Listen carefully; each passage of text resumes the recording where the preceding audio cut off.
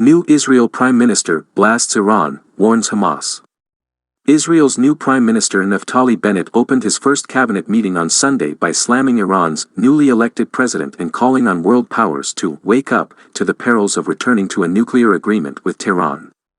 Later in the day, Bennett warned Gaza's militant Hamas rulers that Israel would not tolerate even minor attacks from the territory in the wake of last month's 11-day war, saying, "Our patience is running out." But Israel also said it would allow limited agricultural exports from Gaza for the first time since the war was halted by an informal ceasefire.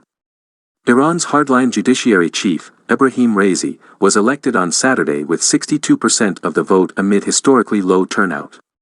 He is sanctioned by the United States in part over his involvement in the mass execution of thousands of political prisoners in 1988 at the end of the Iran-Iraq War. Raisi has not commented specifically on the event. At the cabinet meeting in Jerusalem, Bennett said Iran's supreme leader Ayatollah Ali Khomeini had chosen the hangman of Tehran to be the country's next president, a man infamous among Iranians and across the world for leading the death committees that executed thousands of innocent Iranian citizens throughout the years. Raisi's ascendancy comes at a sensitive time for the region as Iran and world powers ramp up efforts to resurrect Tehran's tattered 2015 nuclear deal, which granted Iran sanctions relief in exchange for curbs on its nuclear program. For weeks, Iranian and American diplomats have been negotiating a return to the accord in Vienna through European intermediaries. Talks resumed on Sunday, the first round since the election that put hardliners firmly in control across Iran's government.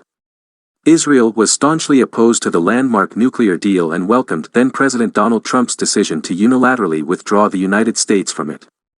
Since then, the agreement has unraveled with Iran abandoning all its limitations on enrichment after the Trump administration restored crippling economic sanctions. Tehran is currently enriching uranium at its highest levels ever, though still short of weapons-grade levels.